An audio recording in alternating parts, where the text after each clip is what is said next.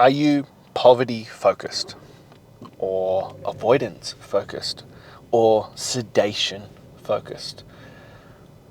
Is your attention and how you use your most valuable assets, time, money, effort, dedicated towards growth, a better life, a better version of you? Or is it confined to the things that feel safe, that feel easy, that help you to avoid confrontation? I was having a conversation with a friend of mine who's an acupuncturist today, and he was talking about this in terms of one of his clients, because they came to him and asked for a discount. And he was like, well, the question becomes, where does the value lie? Because I can fix you. I can help you. I can address the problems that you have that are plaguing your life. Or we can focus on the money and you can go continue what you have been doing that hasn't been working, that hasn't been addressing the issue, that hasn't been solving your problem. So the question becomes, what matters more to you? Whether we figure it out and we get you to progress forward, or do we continue to stay where we are and focus on the cost being too high? Because more often than not, because I've obviously had this objection before, I'm not cheap. My programs are not low end by any stretch of the imagination. A lot of my stuff is what would be considered top tier, high end kind of stuff. But I've also been doing this for an exceptionally long time. I've owned my own gym for 13 years. I've been training people for 15, no, longer than that, 18 years now. I've been doing this for a very, very long time. And with that comes experience, with that comes skill, with that comes, well, cost as well. And it's always a fascinating one on that, because sometimes people, they say to me they can't afford it. And when you dig into it deeper, we all make choices. Look, and I'm going to be honest with that, there are some people that is just the truth. It is flat out the truth. And I will recognize that there are people where this would be the height of luxury, to put yourself first, to be able to invest time and money and effort into yourself. And I hold nothing against those people. But there are also a lot of people who just make poor choices, who are choosing sedation and comfort and ease over the things that, well, truly matter. Your health and fitness. Your health is your wealth. Without it, you have nothing, and yet people squander it. People piss it away. People don't value it. They don't place anything on it. They're just like, oh, well, that's a luxury I can't afford. Well, it's a luxury you can't afford to live without. If you don't have your health, literally everything else in your life falls away. Everything else disintegrates, and you lose everything. It's like that one. The healthy man wants 1,000 things. The sick man wants just one. You don't realize how valuable your health and everything is until it's gone. Until you don't have it anymore. Until you're like, oh shit. That thing that I took for granted, that is now gone, built everything else in my life. And I've been there. I have been there. As someone who has dedicated their life to health and fitness, I have sadly and hypocritically and shamefully been there. I have ended up in hospital for 5 days with a heart problem. Thankfully, it used it as a wake-up call. I have been chronically overweight more than once in my life. In fact, about a year ago exactly, I was fat again. I was disgusted with myself, and it's what triggered this change. But we take it for granted until it's gone. But it becomes one of those things that so often if you dig into people's finances, they're like, oh yeah, I spend money on this and this, like subscriptions and go out weekly and all this kind of stuff. And people are like, but I'm suffering and I need help and I need you to discount your value so that I can continue to sedate and get the help I need. Well, no, you need to make a decision about what you prioritize. And we've had this discussion before in other areas of it, that what you prioritize is reflected in your life. What you value most shows up in how your life looks. So if health is one of your highest values, and yet you don't have health, well, clearly that's not a true statement. If you're not in great shape and you're not looking after your health and you're not getting healthier and fitter and stronger every week, month, year, well, clearly that isn't a priority. You're placing a priority on other things. And I always find it a fascinating one of, as I said, people think that health and fitness is the luxury. That being able to afford someone to guide you, to deliver you the best possible results is a luxury. And yet they don't view the other things that they are using as a sedation as the luxuries as well. They're just part of life. They're necessities, these kinds of things. And I get this pushback where people are like, oh, but my life would be boring without those things. And I was like, life would be boring without the things that sedate you. Life would be boring without the things that are preventing you from having the best possible life, that are leaving you uncomfortable and in a situation where you aren't happy. Those things are a necessity? No, they're the luxuries. They're the things you add on to once you've established the baseline of happiness and health. But health should be the bottom pyramid. Like if you've got the Maslow's hierarchy of needs, if you look at that, like if you put it into a health perspective, well, your physical health, your fitness and everything should be the bottom tier. The things up here on like your subscriptions and your sedation methods with alcohol or things like this should be the top tier that comes last after you've ticked all these boxes first. We need to figure out what is actually going to be of value, what is actually going to impact our lives. Because if you have great health, if you have great fitness, if you're in phenomenal fucking shape, well, standardly speaking, everything else in your life gets better.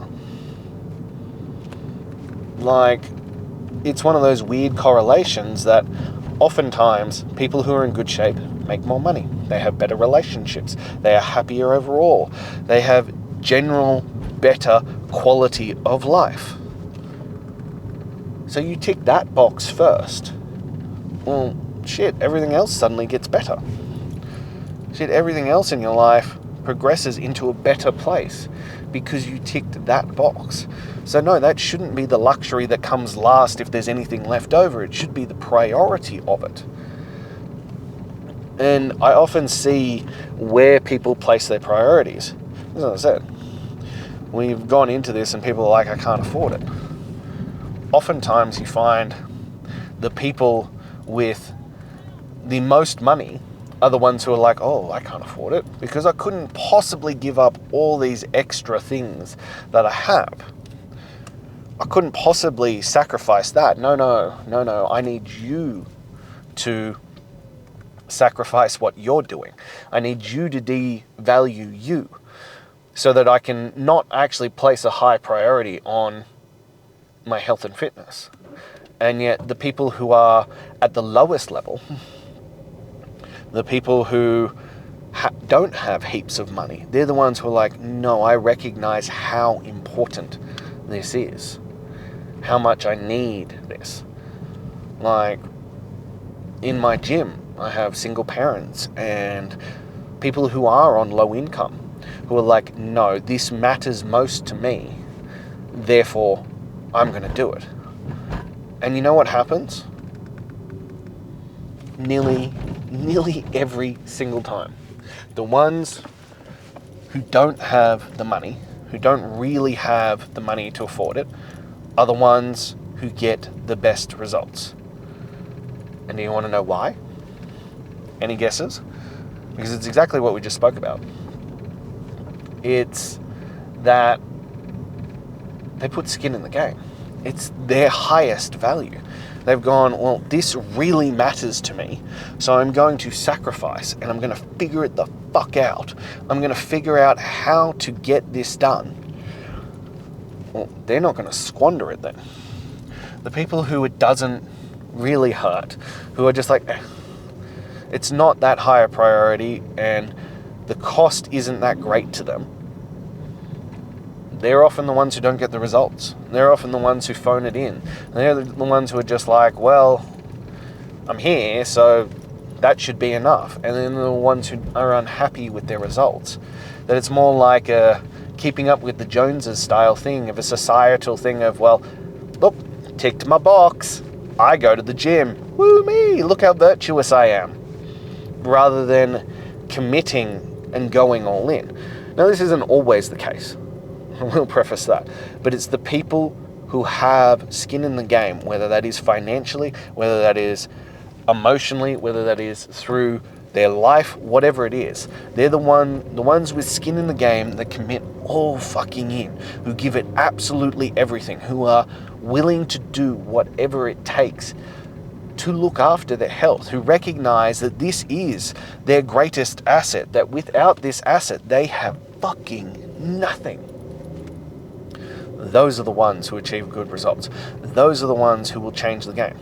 But you have to have skin in the game in some format. You know, it's part of why, if like when we talk about chasing greatness, the daily photo. My strong encouragement for you is to post it to social media. Because most people, there are exceptions, but most people, when they put it out into the world, they feel like there's a societal contract with others and it must get fucking done. It must get done now. So they work harder. They commit harder. It's not just some abstract thought that they have between them, or even them and me, that they're going to do something, that they're going to make a change or anything along those lines. No, it's they legit are going all in and are committing to the work, and they've said to others that it's happening now. Because you need to have skin in the game. You need to have a reason to actually do it all, to get it all done, to make it happen. And because most people don't have the motivation themselves. Talk about it all the time. The majority of stuff is out there for you to find if you really wanted to. Hell, in multiple podcasts, I have documented exactly how I do this. Exactly the process that has taken me from overweight, man tits, to hating myself, hating the man in the mirror, to six-pack. I've documented it. I've documented how my clients have lost 20 kilos, 15 kilos, 8 kilos, completely transformed their health and fitness, gotten into the firefighter squad, all this kind of stuff in a 6-week period. Imagine what happens in a 12-month period. I have documented it all. It's all there for free if you're willing to do it. But the problem is most people don't have skin in the game. They don't have something on the line. They don't have something that's going to force them to do it, to follow through. And not just follow through, but follow through with effort, with passion, with commitment. So they need accountability. They need someone to help them shift that mindset, to shift them into the value of what truly matters, of what's going to deliver your best bang for your buck, what's going to deliver the life and the results that you fucking want, that you know you want, that you want and need. That's the difference. That's where we got to get to. And that's why, well, more often than not, I say you should pay someone. You should pay me. You should sign up for Chasing Greatness. Because you need the accountability. And even if you do have the self-motivation, which if you do, bravo. I applaud that. I applaud that if you're able to get in there and just do it on your own. That is fan-fucking-tastic. But I can guarantee you, if you have someone checking in on you regularly, if you have someone that you have to report how hard you worked, how your effort went, how you did on those things, you are going to ramp that shit up.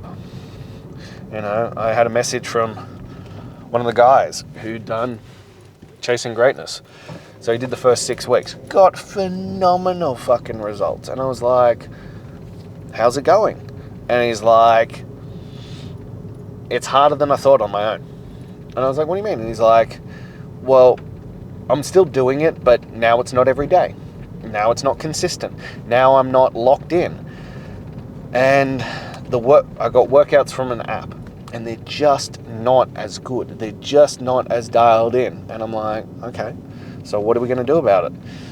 And that's when he realized that he needs that extra level of accountability. Then he needs to be held to a standard. He needs someone in his corner to remind him, to check on him, to have someone there to make sure he does the work. And it shifts you out of this mindset of focusing on the sedation and the avoidance, because you must confront those things. TV, social media, alcohol, drugs, porn, all of these kinds of things are avoidance mechanisms. They are there to give you cheap dopamine, to sedate you, to make you avoid what's going on in your life. People don't want to get uncomfortable, so they choose sedation. But the problem is, when you don't get uncomfortable deliberately, your life will get uncomfortable anyway. You have two choices. There is always going to be a pain in life. There is the pain that you choose to get uncomfortable every single day, to get through the work, to do what is required, regardless of your feelings, regardless of how you're showing up. Or there is the pain that life will thrust upon you unknowingly at any point, at any moment, and it will fucking cripple you. It'll take you out at the knees. And you have no choice of that. So we can either make the choice of doing the work, of confronting those things, of changing our mindset and going, no, I value my future. I value my health. I value these things. Therefore, I'm choosing to get uncomfortable. I'm choosing to give up sedation in replacement of doing the work to be the greatest version of myself. That's what I'm choosing. That's what I'm chasing. That's what I'm going to do. When you choose these things, life just gets better. Suddenly that uncomfortableness is something that you look forward to. And you spoke about it the other day. The reality is that if you're going to grow, you're always going to be uncomfortable. But I thought about it deeper than that. I was like, uncomfortability is just a part of life. But it's what type you choose. We can sedate, we can hide, we can run, we can try and escape the uncomfortableness of life. But you can't get away from it forever. You're just hiding from it. It's still there. You're just delaying it. You're just head in the sand. You're like a child under the blanket and going, you can't see me. It's still there, and it's just building, and it's building, and it's building, and it's gonna fucking hurt when you have to confront it head on. Or you can face it head on.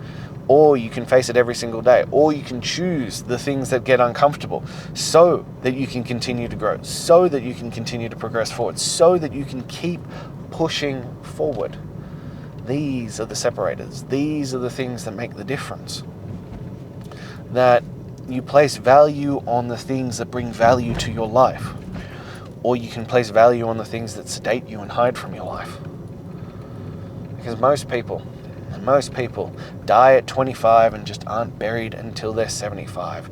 You can't continue to live that way. It is not even living, it's just existing. So therefore, what's the point? We must keep pushing forward. We must find ways to reframe and find our level so that we can be the best, so that we can chase greatness. We can chase the greatest version of ourselves. And I promise you, if you do this, you'll find the greatest level of satisfaction. You will find satisfaction in your life, because the satisfaction of life comes from the work. It's not from easy. It's not from gentle. It's not from sedation. It's not from avoidance. It's from doing the work. It's from getting uncomfortable and chasing your greatness, pushing yourself outside your comfort zone to see what is possible for you when you give it your all, when you get uncomfortable, and when you push yourself into that situation. And you don't know what's possible. You don't know what's on the other side if you just keep showing up. And not just with intensity, but with consistency. Yeah, you achieve some great things in 6 weeks, 12 weeks, whatever it might be. But imagine what you can achieve if you continue that for 6 months, 12 months, 24 months, 5 years. It seems like a daunting task, but imagine where you would be if you just continued down that line, if you continued showing up, if you continued progressing forward. You'd be so much further down the line. You'd be so much closer to your goals. Hell, you probably would have reached them and reevaluated and set new ones. And that's the level we want you to play at. That's the level we want you to chase. We want you to chase your greatness. We want you to get out of this poverty mindset. And poverty can be around anything. But that you don't have the capacity for all those kinds of things. So keep pushing forward. Keep doing the things that you know you should do. Keep chasing your greatness. Now, if you're not sure where to start on that, if you don't know where that is or what that looks like, shoot me a message. Let's get you into Chasing Greatness Daily. Let's start that process and see who you can be on the other side. If you're not quite there yet, click the link in my bio, grab my top 10 tools to transform your mental toughness. And lastly, as always, if this spoke to you, if you enjoyed it, if you know someone else who needs to hear this, please like, comment, subscribe, and share.